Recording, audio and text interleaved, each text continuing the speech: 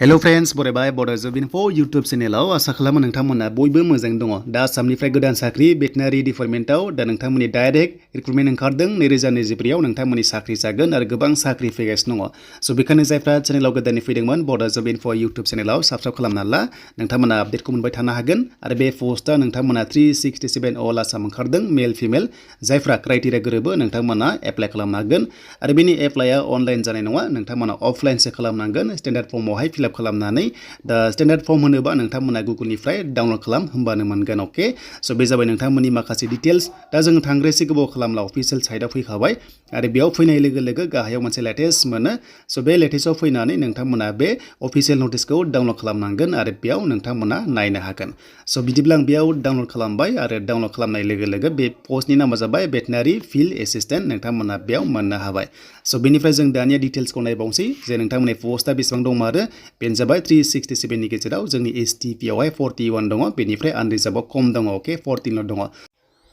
स' बेनिफ्राय scale Pay सेलारि नायोबा 14,000 निफ्राय जागायनानै 49,000 प्लास ग्रेड पे थायो 6,200 पर मान्थ मोनदेरबावगोन आरो बैसोआ नोंथांमोननिया बेयाव एप्लाइ खालामबा गाहायसिना 21 बोसोर एबा 21 इयार्स जाथारनांगोन एन्ड बेनिफ्राय मेक्सिमाम जोंनि STP आव 45 इयार्ससिम मोनो मानोना जोंहा 5 इयार्स बारामोन नालाय नाथाय नर्मेलाव 40 इयार्ससिम बेयाव दङ स' बेनिफ्राय दानिया फैबाय फरायनाय स' नोंथांमोननि फरायनाया जाबाय नोंथांमोननि माखासे डिटेल्स दङ बेयाव बेनो जाबाय नोंथांमोना भेटेनारि फिल्ड एसिस्टेन्टआव साख्रि मावनोबा स' नोंथांमोना माखासे डिटेल्सखौ जों नायगोन जे नोंथांमोना माखासे डिप्ल'मा थानांगोन स' बेयाव सिम्पल पास जानाय नङा आरो बेयाव पास जानोबा नोंथांमोना ओरैबायदि जानांगौनो बेनो जाबाय HS पास खालामनांगोन साइन्सनिफ्राय अके स' HS नर्मेल पास जानाय नङा साइन्सनिफ्राय HS पास खालामनांगोन प्लास मोनसे दङ डिप्ल'मा बेनो जाबाय ट्रेनिं कर्स लानाय जानांगोन दा बे ट्रेनिंखौहाय लानाय जायो सिलचरावहाय नोंथांमोना मोनसे सिलचरावहाय मोनसे ट्रेनिं सेन्टार दङ बेयाव लानाय जानांगोन होमबासो बेयाव इलिजिबल जागोन आरो लोगोसे साबजेक्टआ बाय'ल'जि नोंथांमोना थानाय जाथारनांगोन साइन्सनिफ्राय होमबासो बे पस्टआव नोंथांमोना हागोन स' बिनिफ्राय फिजिकेल स्टेन्डार्ड टेस्ट दङ नोंथांमोना ओरैबायदि बे पस्टनि थाखाय नोंथांमोनखौहाय माखासे मेन्टेलि एन्ड बडिलि नायगोन जेराव फिट नोंथांमोना फिजिकेलि होमबासो नोंथांमोनखौहाय लानाय जागोन स' बेयाव एग्जामनि जेबो खोथा गैया नाथाय नोंथांमोननि सिलेक्सन प्रसेसआ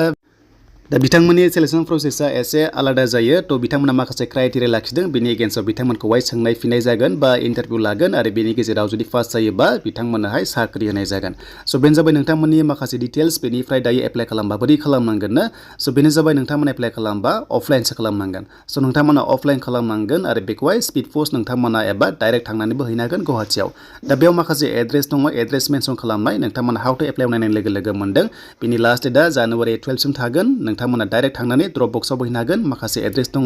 नोंथांमोना गुवाहाटियाव दङ स' बेयाव थांनानै नोंथांमोना बे एड्रेस होनायावहाय थांनानै